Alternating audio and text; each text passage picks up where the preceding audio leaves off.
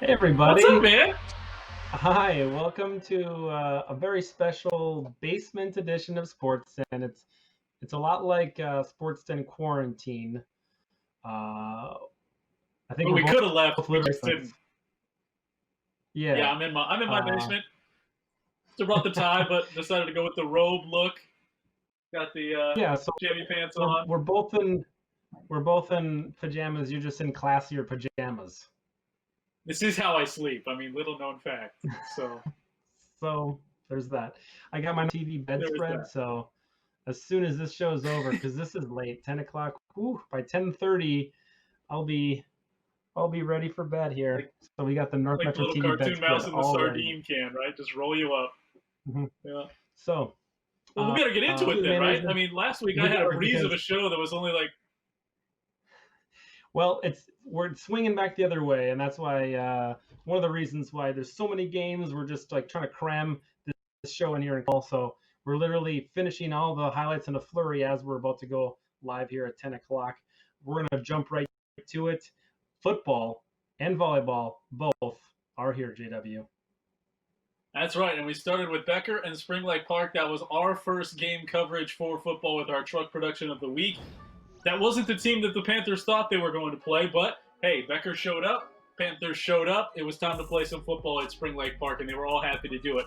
Becker's first drive of the game. This is a run offense. You're going to see a lot of similar approaches that you do to Panther football. Carter Callahan off the edge for 10 yards and the touchdown. They would go for two, get it up 8-0. Panthers on the goal line. Ball pops free. DJ, not dropping beats right there. He's picking up fumbles. DJ Omadora on the spot. Panthers on the board with the fumble-rooski. Back comes Becker in the second quarter late, up a point, 8-7.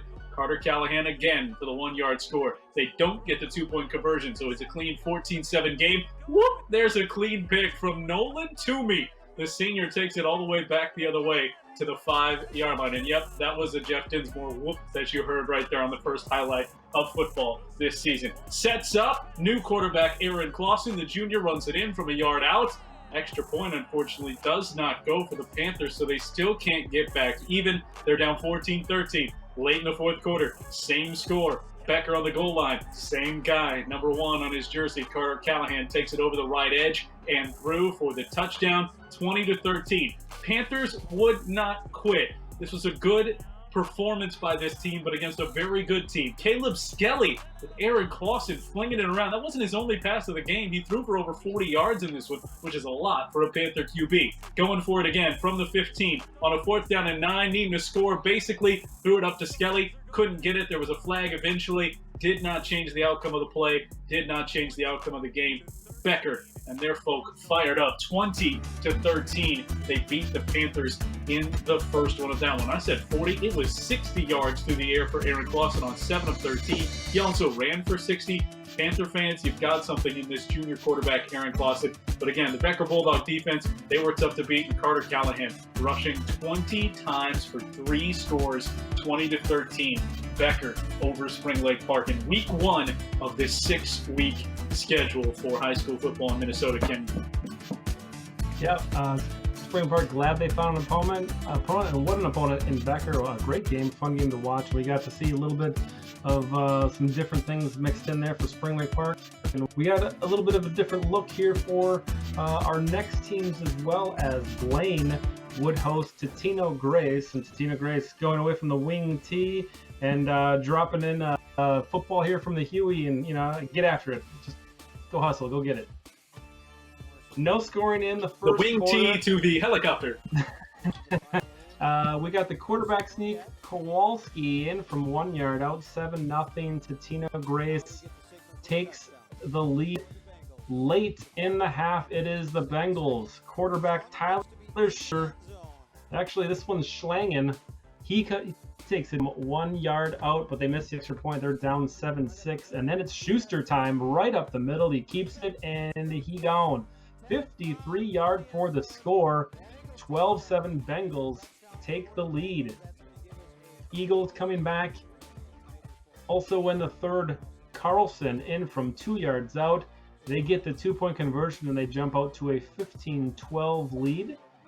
And then it's More Schuster, give the people what they want. Shaking and baking, and I helped. He gets into the end zone, 19 yards out, and it's 19-15 Bengals. Fourth quarter, Kowalski rolling, finds Spencer, gets away from a tackle. What a play. Spencer in the back of the end zone, 12-yard score, 22-19. Tino retakes the lead. But here we go, buckle up. On the kick return, a big return of Spencer Logan. Even the ref goes down, can't stay on his feet, and the Bengals convert. Big fourth down conversion for them, and they end more in here. That's Schlangen in 26-2, and the defense did the rest. This nice play here. It was ruled not an interception, but it did not matter as Blaine does take over on downs eventually, and they run out the clock.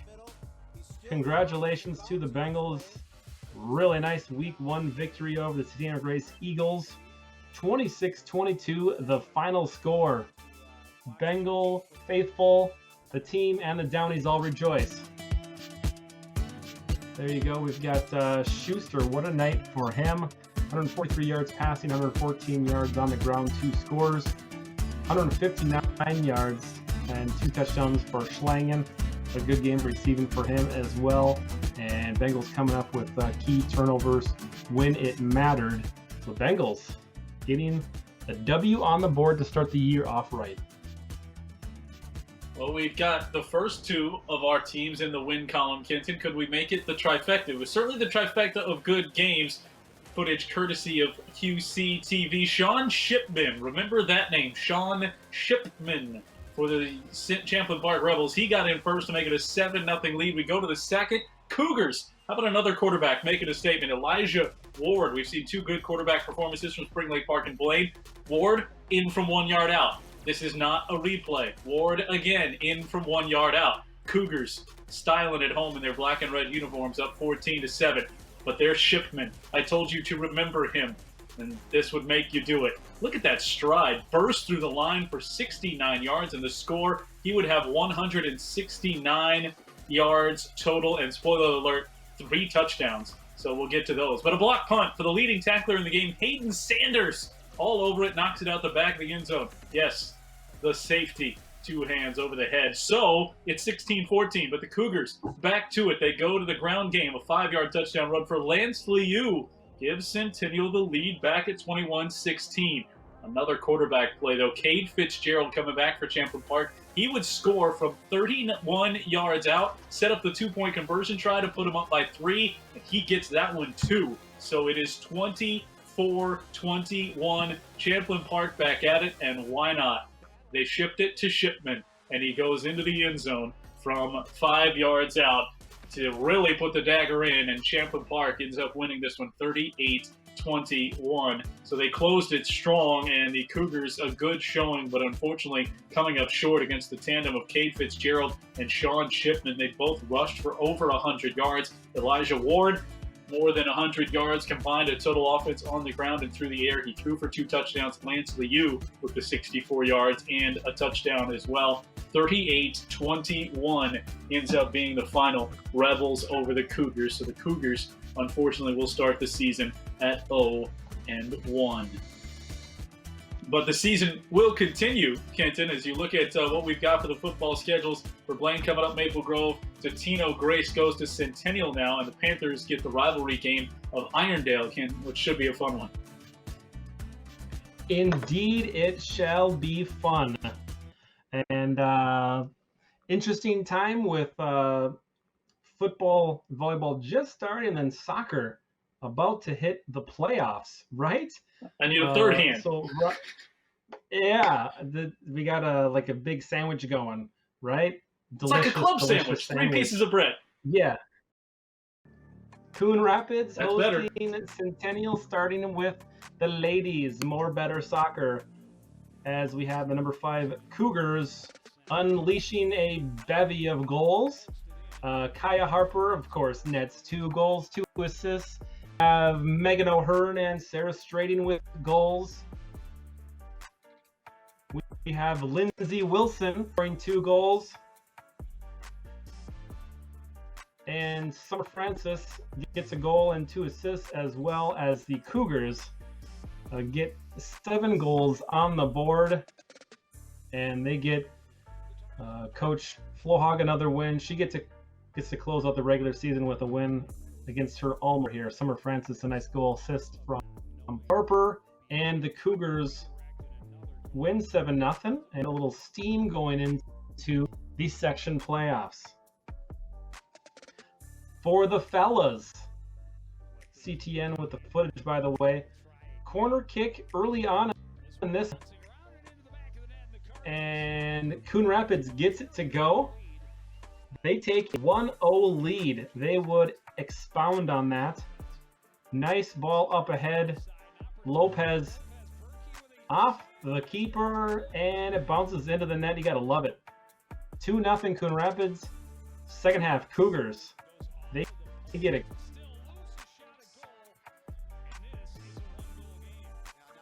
Getting from Aiden Dockendorf, and then Will Myers or Mears. Either way, Will gets the equalizer. Tied at 2. The way it would end. It's a tie.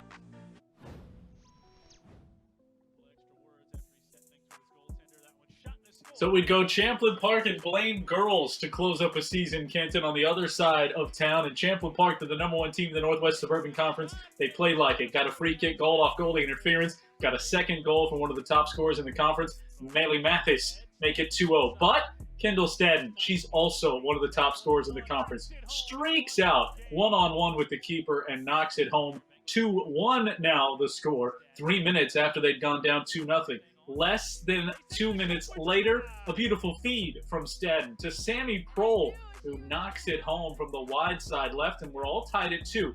Champlin Park did score to take a 3-2 lead at the half, but the Bengals didn't wait very long to score in the second half, and it's Sammy Prohl again. Look at that feed, and then knocks it over. That announcer, I don't know who that guy is, but he sounded absolutely shocked. What a beautiful goal it was. It's 3-3, and then Stadden, speaking of shocking, knocks it in from deep to give him a 4-3 lead on Champlin Park, trying to pull the upset in the final game of the year. Still 32 minutes to go. The Rebels come right back.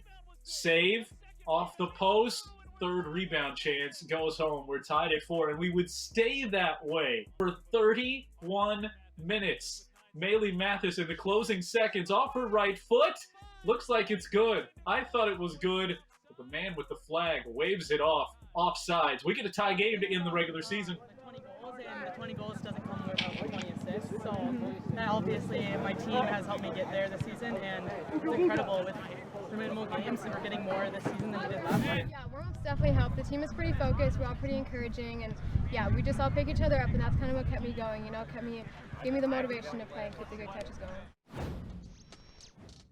From the girls' side to the boys' side, in that nightcap of the season, still at Bengals Stadium, and Champlin Park got it going quickly. Jonas Canny off the header feed knocks it home 1-0. That was just 21 minutes into the game. 7 minutes later, Will Heinen, the breakaway, still up 1-0. Now it's 2-0. It would just keep piling on. Cullen Mork off the corner, the header. He got low, knocked it home with less than 6 minutes to go in there, less than 7 minutes to go rather, in that first half. To the second half, down 4-0. Jack Moore. You would need more, but you got to start somewhere. And he gets that first one off the left foot, goes and quickly pulls it out of the net, trying to get the comeback rolling. Champlin Park would come back and answer. Leo Kane had that answer to put them up 5-1. And unfortunately, the Bengals just did not have enough. Champlin Park scored one more time inside the final 4 minutes to win it 6-1. In the regular season finale for these two teams. And that puts your standings in the Northwest Suburban Conference right there with the Blaine Bengals on the boys' side, 7-2-2, finishing up in third place behind Champlin Park and Maple Grove. Centennial, 2 more spots back at 5-4-2. 5-5 for Spring Lake Park, 5-5-1 for Spring Lake Park and head coach Ryan Manning. That's a good showing for the Panthers to move their way up into the middle of the pack, Kenton, in the boys' soccer standings in the Northwest Suburban. Absolutely. And where everyone stands here, brackets. Finally got brackets. Love it. Brackets! Blaine, the #1 seed for the boys, taking on Cambridge Isani. Centennial hosting Forest Lake at the 4 and 5. Duluth East, Soka, and Andover hosting Coon Rapids. Everything getting going tomorrow night. And then 19th, Monday, we'll have the semis and then the finals on the 22nd. Ooh, look at that semifinal matchup potentially, Kenton. Blaine Centennial again, maybe. Don't think that by me. We're on it. You take a look at the 5-2A where the Spring Lake Park Panthers live, and they are the 4 seed. They'll take on Park Center. That getting started on the same day tomorrow. After this one airs on your Tuesday, that'll be a Wednesday start on the 14th. Number 1 seed is Champlin Park, Harding, Mounds View, Roseville, Irondale, and St. Paul Central, rounding out that 5-2A bracket for Spring Lake Park's road to a potential section title. Yeah, and we want to crown them. Centennial 10, they take the Northwest Suburban Conference Championship outright. They got it. And they also got the number 1 seed in Section 7AA. And they'll get to take on also Cambridge Isanti, and then you got Duluth East, Andover, Coon Rapids, and then Blaine gets the 2 seed. They'll have Forest Lake tomorrow night, and of course, it hasn't escaped us that there is a potential of a section final between our Cougars and Bengals. Some things need to happen, but the 1-2 seed, if all goes to plan, and you know what, if you make these plans, of course they're going to go to plan. So plan on it. Yeah, that right foot of Kendall Stad, they're going to have to ride that all the way to that championship game. That could be a fun rematch, though. Spring Lake Park, they draw Cooper in the first round. A 5-4 matchup on the girls' side in 5-2A. Champlin Park, as we just saw, very good team. They take the number 1 spot. They'll face Park Center. All this getting started on Wednesday the 14th. Roseville Osseo, the 3-6. Mounds View, the 2 seed. And they will take on Trondale, the 7 seed in the bottom half of that bracket. That's right, a little throwback for you. Trondale. I love it. Moving on. Take it. And we've got volleyball. This is opening day. It's home of the Huskies, but doesn't be Husky. All dogs are welcome here. We got the cutouts. I love that. Blaine starts off well in the first game, getting the block. But it is Andover closing out strong with a 25-21 win in El Juego Numero Dos. Huskies keep the momentum going. They keep it alive, and it's put away by Mallory Rack. 25-15, Huskies take game 2. In the third set, nice ace there. Blaine. Haley Studer, but Andover again closes out strong. They get the block at the net. Olivia Rooney blocks for her. They win 3-0. Well, let's see where they went. They went to Centennial High School for their very next game. The Andover Huskies in the first set jumped out 3-0, eventually to a 5-0 lead. But look at the Cougars come storm all the way back. Kaylee Sendel sends it down for the tie, and that is 7-7.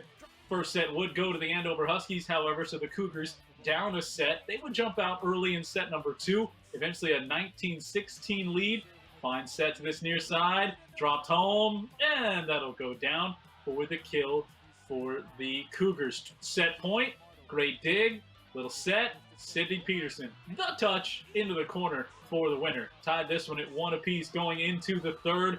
Block back, can the Cougars recover? Early on in this one, they took the lead. What a dig. Look at that. You just saw her talking to you. Great dig to get that one to go and eventually get the point to stay alive for Andover. Still in the third. Andover trying to be the first team to 20. Big time kill. That one knocks home for Presley Summers, and the Andover Huskies move on in the third to take a 22-20 lead.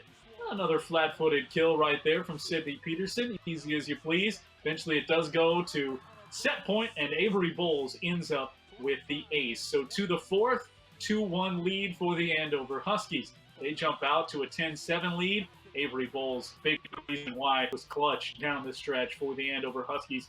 Kill after kill. Cougars not done yet. Linnea Swinson, she had a tremendous game up front defensively and a couple of strong kills for her, the junior, making her presence felt in front. Cougars in front, still alive in the fourth, trying to force that fifth. They take a 21-18 lead, but unfortunately Andover goes on the run 4-0 to take a 22-21 lead, sending it to the Huskies.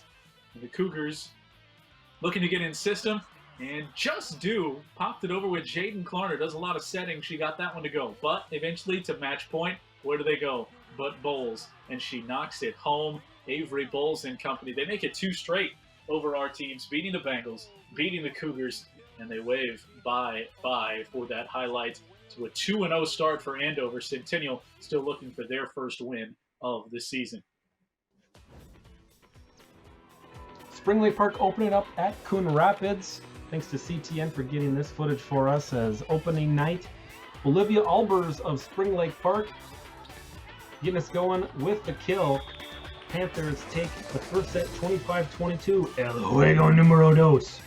The dig from Brooke Christensen and then the block from Haley Herzog. And the Panthers take El juego número dos 25-16. In the third set,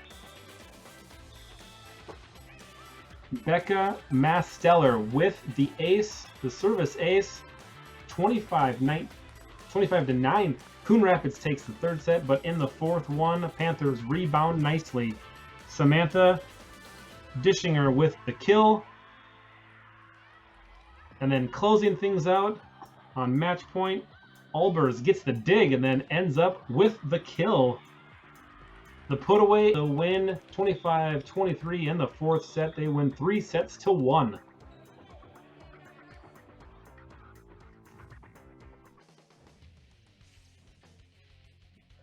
Blaine Bengals would hunt for their first win against the Anoka Tornadoes, and they do it at home. Anoka up early. Evelyn Thormusgard got the big kill there to get a little momentum for the Cougars. Up a point, touch too strong on that first touch, and Anoka sent it back. Set point, though, goes to the Bengals in the first, and a big block up front from Michaela Kronberg, helping to lead the way into the second set. Bengals get out to a big lead. Fast forward, they got out to that big lead, and then eventually fast forward to 19 all, trying to be that first team to 20. Bengals got in the system and a push, and down it goes. The drop was returned. Anoka eventually making their way to 22-21 on that big swing from the back to get it to go. Bengals not done, though. Into the third set, tied at 1 apiece. Could they finish it off in 2 straight here at home? Well, that was a good start to do that. Jillian Hansen got it to go. And then back in front, the big attack after the block didn't hold. The big attack puts the Bengals up 17-15, rolling deeper into the third. Right up front, a block for Anoka to keep them alive. Didn't keep the Bengals from getting to set point. To the near side, big swing and the big kill for the 2-1 match lead. Take us to the fourth. Anoka out to the 4-2 lead early.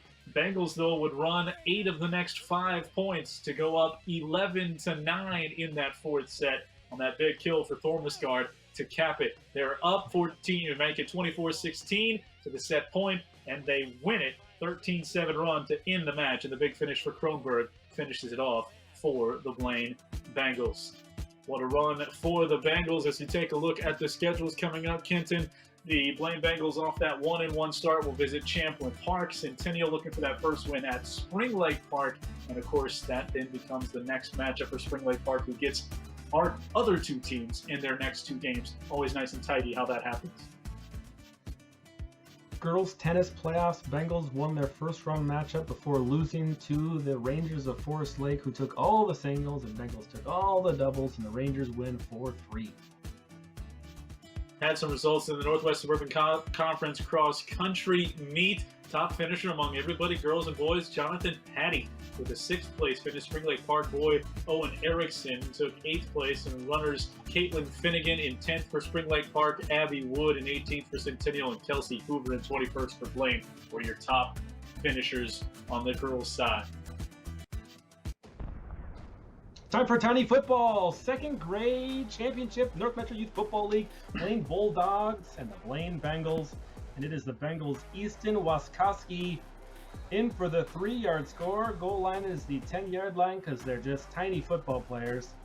That made it 7-0 Bengals, but the Bulldogs, Caden Amon, Oh man, look at this kid. Down the sideline, and then he cuts it back. He could go, and he does. 60 yards for the score on an 80-yard field. And the Bulldogs win the second grade title 19-13. Third grade. Centennial Sabres and Blaine Bengals.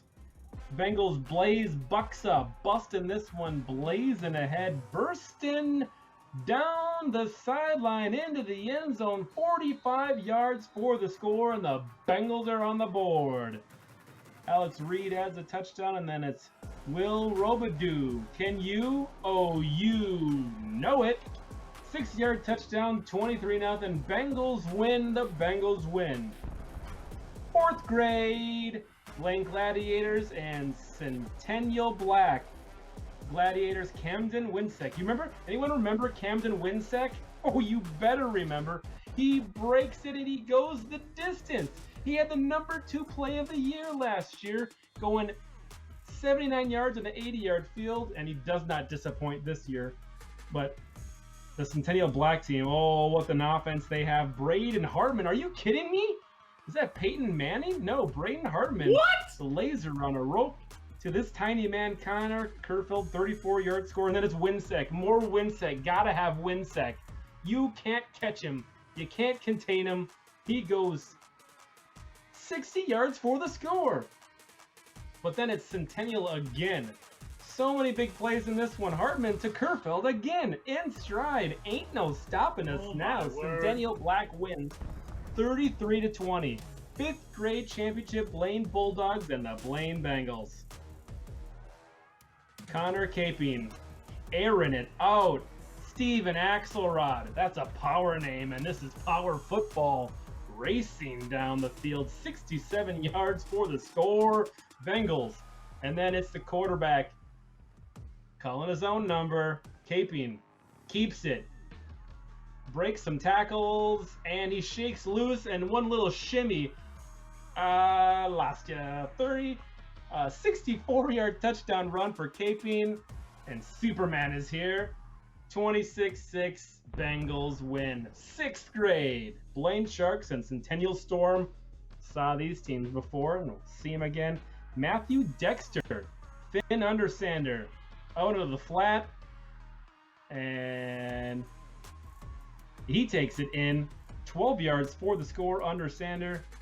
And then it's Undersander taking the pitch, and he throws to Nolan Larson. 38 yards for the score. Coming in a variety of ways. Back the other way, Jaeger Holtzleiser. Watch this pass and catch Blake Bjorklund. We're going to have to see this one in instant replay. The one-handed grab. Are you kidding me? The score for Bjorklund. A great play there, but just too much storm. The weather came in.